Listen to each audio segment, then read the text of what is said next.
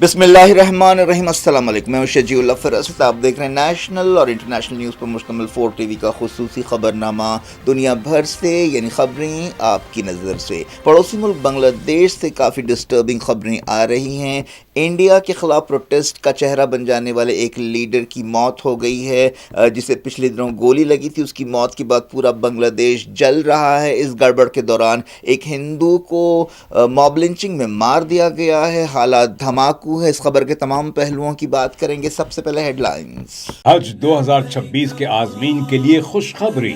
Golden travel officially India کی best حج travel agency 2025 کا award حاصل کرنے والے لیڈ HGO آپ کے لیے لائے ہیں 4 بہترین حج packages. Diamond package VVIP category A، platinum package VVIP category A، gold package VIP category B، silver package economy category D۔ Golden travels کے ساتھ سفر صرف منزل تک ہی نہیں بلکہ ہر قدم پر خدمت اور سکون کا وعدہ۔ حج ویزا جاری کرنے کی آخری تاریخ 20 مارچ 2026۔ اپنے حج کا سفر گولڈن ٹریولز کے ساتھ آج ہی بک کیجئے۔ گولڈن ٹریولز، ڈیسائیڈ کامت ہوٹل، سیف آباد، حیدرآباد۔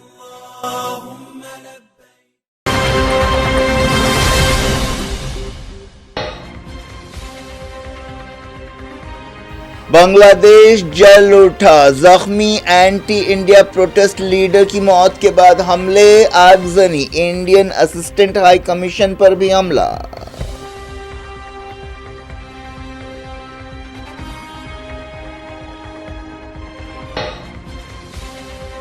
بنگلہ دیش میں گڑبڑ کے دوران شان رسالت میں گستاخی کے الزام پر ایک ہندو کی موب لنچنگ، لاش کو جلا دیا گیا۔ انڈین عہدیدار محفوظ، پورے ملک میں تناؤ۔ عبوری حکومت نے کہا نئے بنگلہ دیش میں وائلنس کی کوئی جگہ نہیں۔ محمد یونس نے کی حملوں کی مذمت، کہا شہید ہادی کی عزت کریں، نفرت کو رد کریں۔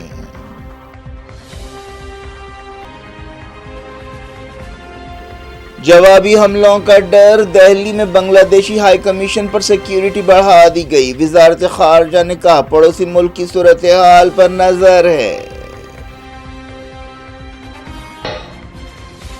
مایامی میں وٹکاف کی قطر، ایجپٹ اور ترکی کے عہدیداروں سے ملاقات۔ غازہ جنگ بندی کے اگلے مرحلے پر بات چیت۔ اسرائیل میں بھی سرگرمیاں۔ غازہ میں سردی سے ٹھٹر کر مرنے والوں کی تعداد 17 ہو گئی۔ اسرائیل کا ناکارہ بم پھٹنے سے ایک بچہ شہید۔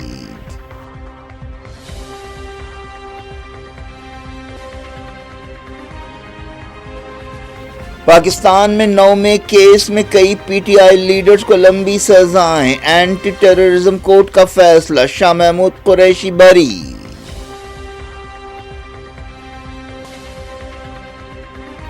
یورپین یونین یوکرین کو 90 بلین یورو قرض دے گی۔ رشیا کے اثاثے فریز کرنے پر اتفاق نہیں ہو سکا۔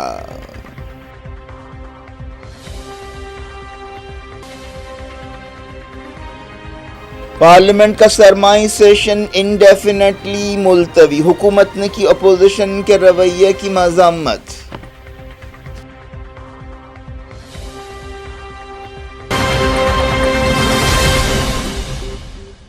ہیڈ لائنز آپ نے دیکھی، اب خبروں کی تفصیل کی طرف لیے چلتے ہیں آپ کو۔ سب سے پہلے بنگلہ دیش کی بات کرتے ہیں۔ بنگلہ دیش میں انڈیا کے خلاف احتجاج کا ایک چہرہ اور جولائی بغاوت کے ایک لیڈر کی موت کے بعد پڑوسی ملک جلنے لگا ہے۔ اس نوجوان لیڈر شیخ شریف عثمان ہادی کو کچھ دن پہلے گولی مار کر بری طرح زخمی کر دیا گیا تھا۔ ان کی جمعے کو موت ہو گئی۔ اس خبر کے ساتھ ہی بنگلہ دیش جل اٹھا، جس کے دوران گڑبڑ کے کئی واقعات پیش آئے۔ ان مظاہروں کے دوران ایک ہندو کو مار کر ہلاک کر دیا گیا۔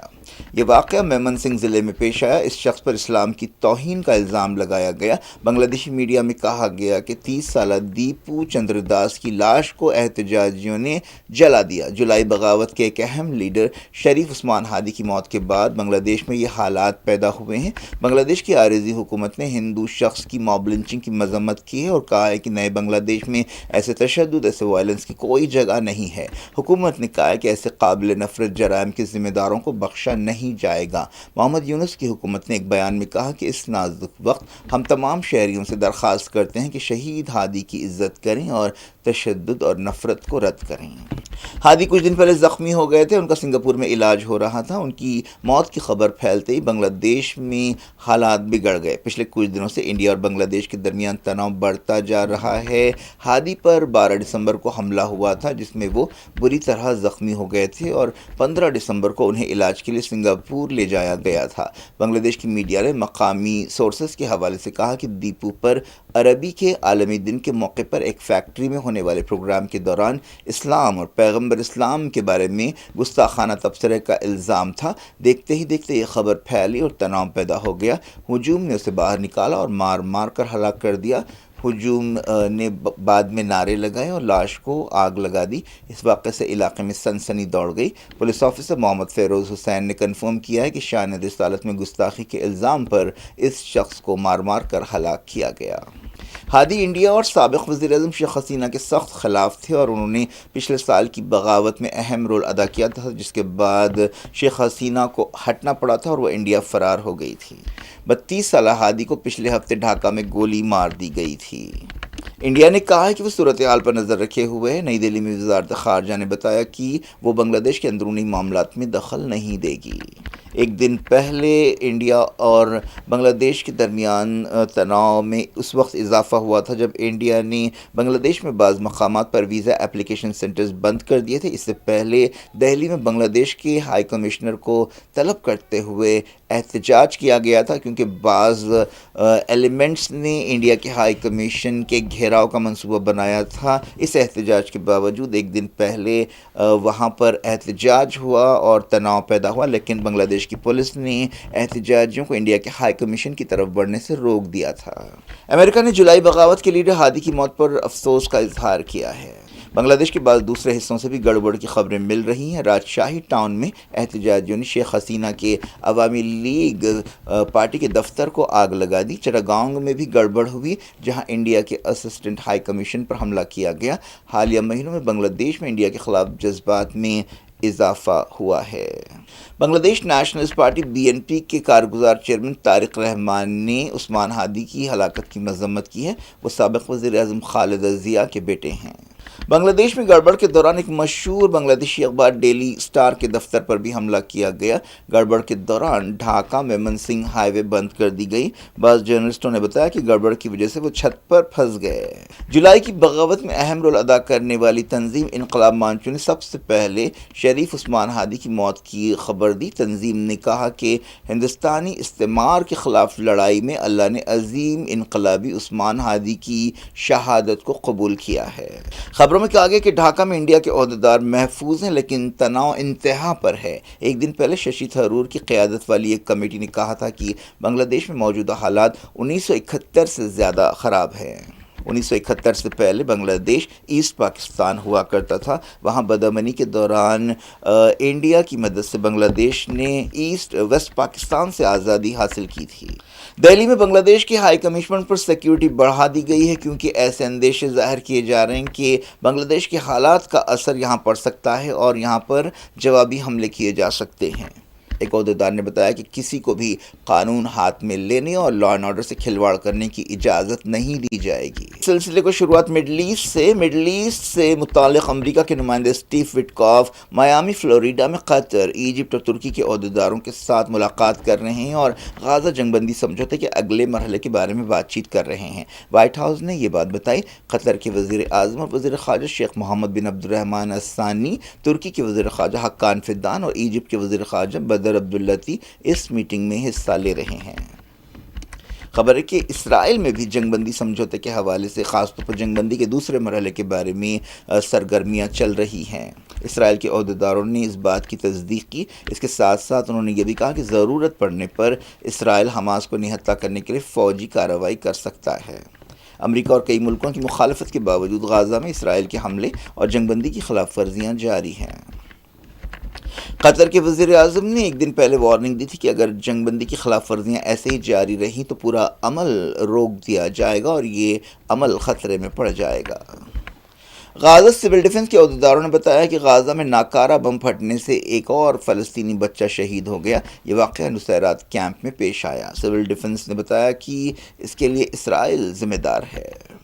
فلسطین سے ملنے والی خبروں میں کہا گیا کہ اسرائیلی عہدیداروں نے یروشلم کے قریب ایک بڑی زمین پر قبضہ کرنے کی کارروائی شروع کر دی ہے۔ اسرائیل جارڈن ویلی کا نقشہ بدلنے کی بھی کوشش کر رہا ہے۔ توباس علاقے میں اسرائیلی دراندازی کا حوالہ دیتے ہوئے میڈیا کی ایک رپورٹ میں یہ بات کہی گئی۔ غازہ میں پچھلے کچھ دنوں میں سردی سے ٹھٹر کر مرنے والوں کی تعداد 17 ہو گئی ہے۔ مرنے والوں میں 4 بچے بھی شامل ہیں جو خون جما دینے والی سردی کی وجہ سے موت کی نیند سو گئے۔ حال ہی میں مڈل ایسٹ کے اس علاقے میں ایک طوفان آیا تھا جس کے بعد تیز بارش ہوئی اور سیلاب آ گیا، جس کی وجہ سے غازہ جو پہلے سے ہی کھنڈر بنا ہوا ہے وہاں پر ٹینٹس بھی تباہ ہو گئے، عارضی ٹینٹ جہاں پر فلسطینی رہ رہے تھے۔ اسرائیلی فوج نے مغربی کنارے کے ریفیوجی کیمپس میں اپنے دھاوے اور کارروائیاں جاری رکھے۔ پچھلے کچھ مہینوں میں ایسی کارروائیوں کے ذریعے 44,000 فلسطینیوں کو بے گھر کیا گیا ہے۔ اسرائیل اور لبنان کے درمیان جنگ بندی مضبوط کرنے کے لیے بات چیت ہو رہی ہے۔ اسرائیل اور لبنان کے عہدیداروں نے کہا کہ وہ دوسری بار ڈائریکٹ ملاقات کر رہے ہیں۔ اسرائیل چاہتا ہے کہ لبنان اس بات کو یقینی بنائے کہ حزب اللہ نہتی ہو، لیکن حزب اللہ اس کے لیے قطعی تیار نہیں ہے۔ انٹرنیشنل کرمنل کورٹ ICC نے اس کے 2 ججز کے خلاف پابندیاں لگانے پر امریکہ کی مذمت کی ہے۔ عالمی عدالت ICC نے اسے غیر جانبدار عالمی عدالتی ادارے کی آزادی پر حملہ قرار دیا ہے۔ Secretary of state Marco Rubio نے ان پابندیوں کا اعلان کیا۔ امریکی وزیر نے کہا کہ یہ ججز اسرائیل کو ناجائز طریقے سے ٹارگٹ کر رہے تھے۔ ICC کے میزبان ملک نیدرلینڈز نے پابندیوں کی مذمت کی ہے۔ پاکستان کی ایک اینٹی ٹیررزم کورٹ نے 9 کیس میں ایک اور فیصلہ سناتے ہوئے تحریک انصاف پارٹی کے لیڈرز کو لمبی سزائیں سنائی ہیں۔ بعض لیڈرز کو بری بھی کیا گیا ہے، جن میں شاہ محمود قریشی شامل ہے جو پاکستان کے سابق وزیر خارجہ ہیں۔ لاہور کی اینٹی ٹیررزم کورٹ نے ڈاکٹر یاسمین رشید، میاں محمود الرشید، اعجاز چودھری اور عمر سرفراز چیمہ کو 10 سال جیل کی سزائیں سنائیں۔ جج منظر علی گل نے کوٹ لکھپت جیل میں جیل سے کام کرنے والی ایک عدالت کی طرف سے فیصلہ سنایا۔ 11 اگست کو ایسی ایک عدالت نے کئی دوسرے PTI لیڈرز اور کارکنوں کو 9 کی گڑبڑ کے سلسلے میں سزائیں سنائی تھیں۔ سابق وزیر اعظم عمران خان کی گرفتاری کے خلاف احتجاج کرتے ہوئے فوج کے ہیڈ کوارٹر GHQ اور دوسرے مقامات پر حملے کیے گئے تھے۔ یہ کیس انہی حملوں سے تعلق رکھتا ہے۔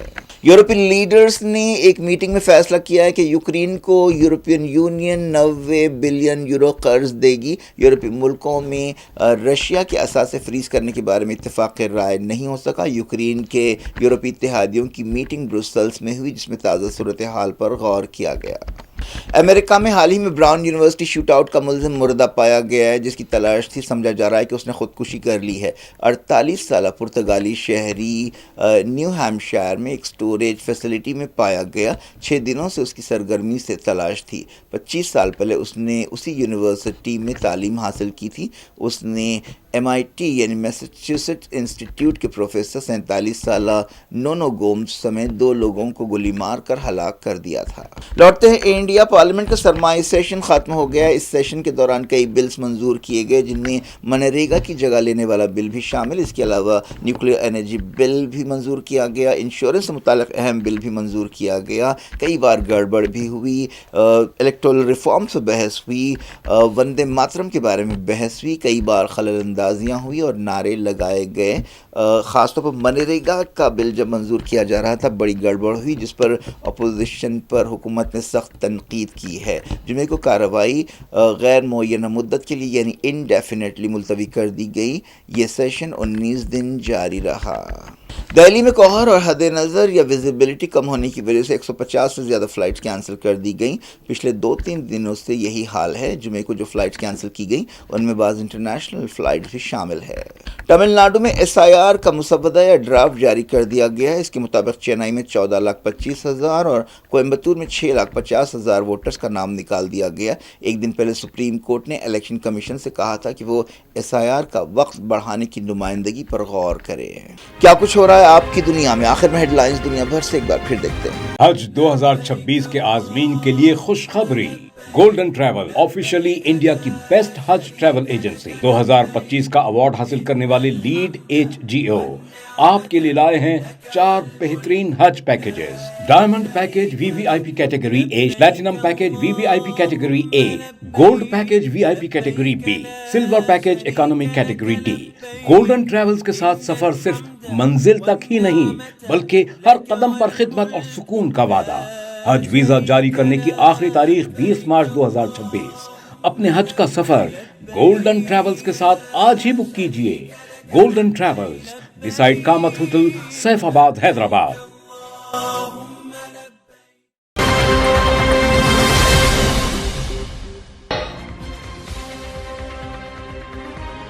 बांग्लादेश जल उठा, जख्मी एंटी इंडिया प्रोटेस्ट लीडर की मौत के बाद हमले, आगजनी, इंडियन असिस्टेंट हाई कमीशन पर भी हमला।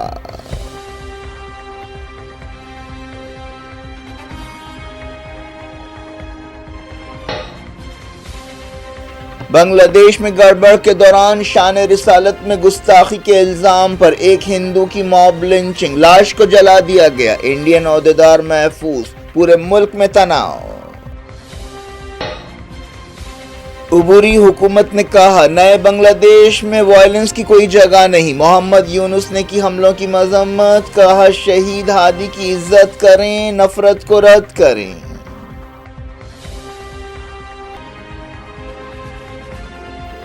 जवाबी हमलों का डर, दिल्ली में बांग्लादेशी हाई कमीशन पर सिक्योरिटी बढ़ा दी गई। वजारत खारजा ने कहा, पड़ोसी मुल्क की सूरत हाल पर नजर है। मायामी में विटकॉफ की कतर, इजिप्ट और तुर्की के ओहदेदारों से मुलाकात, गाजा जंगबंदी के अगले मरहले पर बातचीत, इसराइल में भी सरगर्मियां। गाजा में सर्दी से ठिठर कर मरने वालों की तादाद 17 हो गई। इसराइल का नाकारा बम फटने से एक बच्चा शहीद।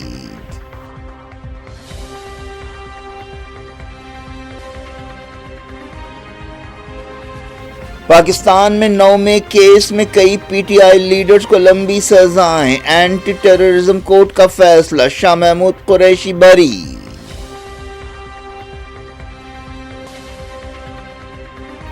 यूरोपियन यूनियन यूक्रेन को 90 बिलियन यूरो कर्ज देगी, रशिया के असासे फ्रीज करने पर इत्तेफाक नहीं हो सका।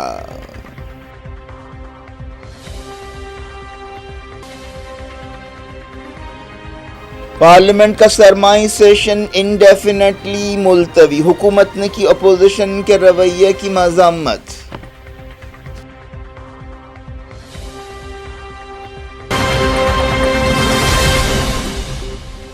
ये थी आज की खबरें। शजीउल्लाह फरासत को दें इजाजत और अपना बेहद ख्याल रखें। अल्लाह हाफ़िज़।